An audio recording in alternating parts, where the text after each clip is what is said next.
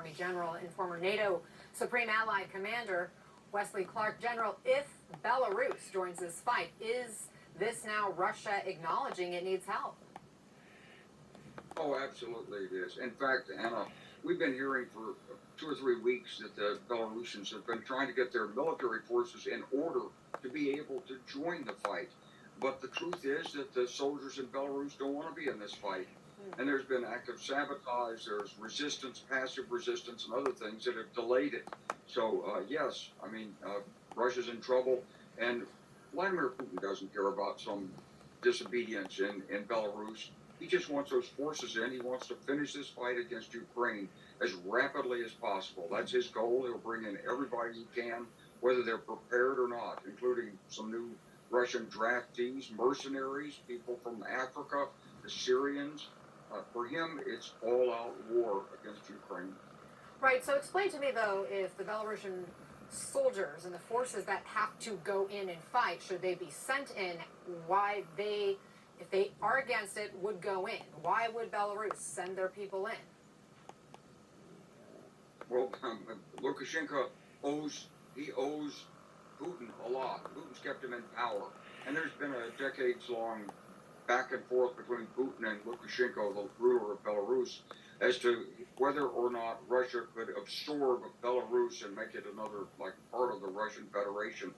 Lukashenko's tried to maintain his independence, but he's increasingly dependent on Putin for internal security. So when Putin says, I want more soldiers, Lukashenko feels obligated to provide the airfields, the troops, the room for the nuclear weapons that have been moved into Belarus and so forth. And it's only the resistance of the individual soldiers and their leaders that have kept the Belarusians out so far. That's my understanding of it.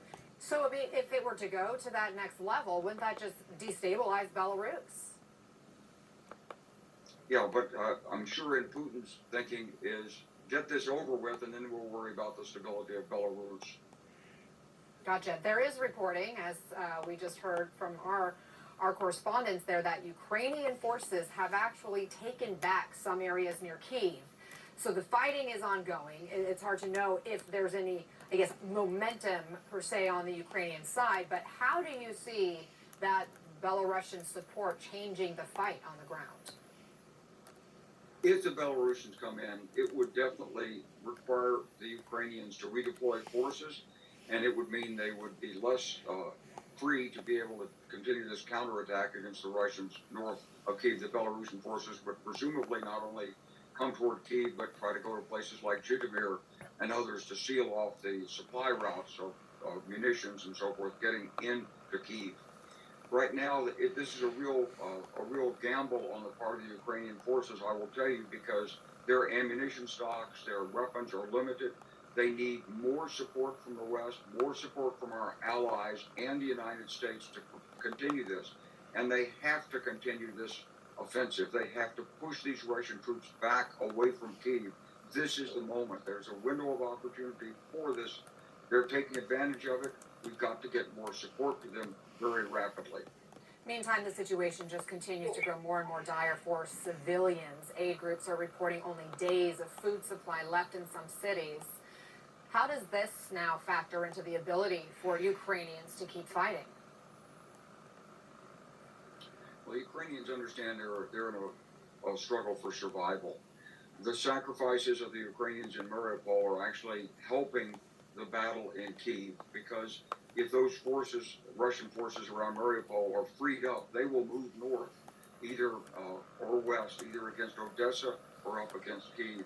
So the Ukrainians know this. This is why there's no surrender in Mariupol. And this is the tragedy of warfare. It's always the innocent who suffer the most. And Putin seems determined to do this, particularly in an effort to break Ukrainian morale and put more pressure on Zelensky to surrender for humanitarian reasons. The thing is, Zelensky and the Ukrainians understand that if they do surrender, what will happen is these Russian special police will go through and arrest everybody, deport people. It'll be a humanitarian catastrophe. But they're literally fighting for their lives. Yeah, quickly, if you will, is there a better way or another way for those folks in Mariupol to defend themselves against these attacks that are coming from the sea, from these warships? Actually, there isn't. There aren't, as far as I can tell, enough Ukrainian forces down there to break the siege. This is just one of these unfortunate circumstances where the Ukrainian forces in there, they know they're fighting for their lives, they're fighting for their families, and they're going to stay there and fight as long as possible, as long as they've got ammunition and weapons to resist. If we could parachute supplies in there, if we could somehow get them in covertly at night, if we could do anything to strengthen that resistance, it would be great. There are Ukrainian forces a couple of hours highway drive away, but they can't get in there. They've got their own fights and they're being pinned down. So this is a humanitarian tragedy, but it's a heroic military stand by the Ukrainian military in Mariupol. Thank you so much, General Wesley Clark. I really appreciate you being with us.